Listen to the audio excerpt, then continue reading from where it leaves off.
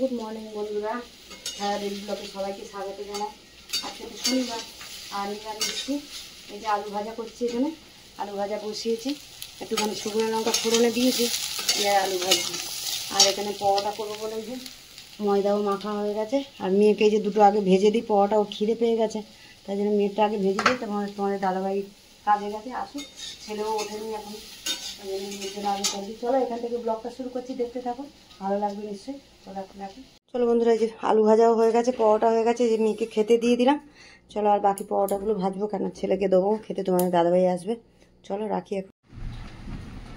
দেখো বন্ধুরা, টিফিন তো খাওয়া হয়ে গেছে, আর এই যে রান্নাও বসিয়ে দিয়েছি। এখানে রান্না বসিয়েছি মুগের ডাল, কাঁচা মুগের ডাল সেদ্ধ করছি। আর ফোড়ন দেবো না, আজকে সেদ্ধই করবো কাঁচা মুগের ডাল। আর এখানে যে উচ্ছে আর কাঁকরোল ছিল, ওটা কেটে নুন হলুদ মাখিয়ে রেখেছি, ভাজবো ওটা। আর এখানে সোয়াবিন ভিজিয়ে দিয়েছি, সোয়াবিনটা ভিজিয়ে রেখেছি, সোয়াবিনের তরকারি করবো। টমেটো কাঁচা লঙ্কা নিয়েছি, একটু আদা নেবো। চলো রান্না তো জোগাড় করেছি, আস্তে আস্তে রান্নাটা বসাই এবারে। আর অন্ধকার করে বৃষ্টিও এসছে এখন, জানি মেঘ ডাকছে কি, সকাল থেকে রোদ্দু গরম দিল, আর এখন অন্ধকার করে বৃষ্টি এসছে। চলো বন্ধুরা, এদিকে তো ডাল সেদ্ধ হচ্ছে, আর ওদিকে ভাজাটা বসিয়ে দিই, কড়াতে তেলও দিয়ে দিয়েছি। ভাজাটা করে নিই, তারপর সোয়াবিনের তরকারিটা করবো।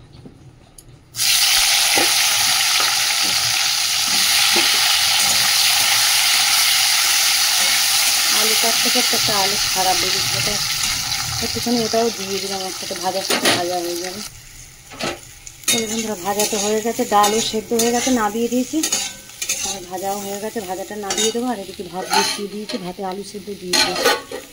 আর শুধু ভাজা সোয়াবিনের তরকারি আর ডাল সেদ্ধ দিয়ে দিন, একটু আলু সেদ্ধ দিয়ে দিলাম ভাতের মধ্যে। চলো ভাজাটা নামিয়ে দিই, দিয়ে সোয়াবিনটা। চলো কড়া তো ধুয়ে নিয়েছি, ভাজাটা নামিয়ে। আর এই যে অল্প একটু তেল দিয়ে দিচ্ছি, সোয়াবিনটা একটুখানি নুন হলুদ দিয়ে ভেজে নেব, তারপরে তরকারি বসাবো। চলো তেলটা গরম হয়ে গেছে, সোয়াবিনটাকে ধুয়ে ভালো করে ফুটে নিয়েছি, জলটা ঝারিয়ে নিয়ে ভেজে নেব। এর মধ্যে একটুখানি হলুদ দিয়ে দিই, আর একটু নুন দিয়ে দেবো, দিয়ে এবার একটু ভেজে নিই। চল সোয়াবিনটা তো ভেজে তুলে নিলাম, এর মধ্যে জিরে ফোড়ন দিয়ে দিচ্ছি, তেজপাতা। ফোড়নটা ভাজা হয়ে গেছে, আলু দিয়ে দিলাম এর মধ্যে।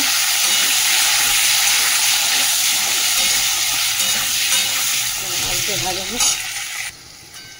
চলো দেখো আলু তো ভাজা হয়ে গেছে, এর মধ্যে সব মশলা দিয়ে দেবো। এই যে এর মধ্যে সব আদা ঘষে নিচ্ছে, একটা টমেটো ঘষেছি, আর জিরে ধনে একটু লঙ্কার গুঁড়ো, কাঁচা লঙ্কা দিতে, রেগুলারে যা মশলা রোদে তাকে দিয়েছি।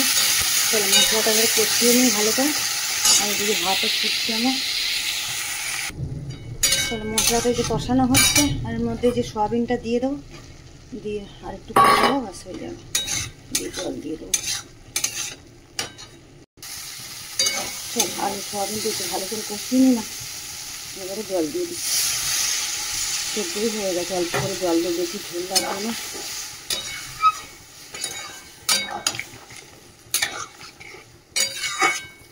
আর একটু হোক, হলে একটু মিষ্টি দেবো, ধনে পাতা দেবো। চলো বন্ধুরা, সোয়াবিনের তরকারি তো হয়ে গেছে, সেদ্ধও হয়ে গেছে সব।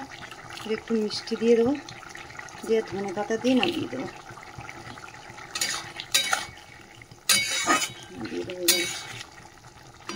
ভাত হয়ে গেছে, ভাতের ঠান্ডা নিয়েছি। চলো রান্না বান্না তো শেষ, এবারে চান পুজো করবো।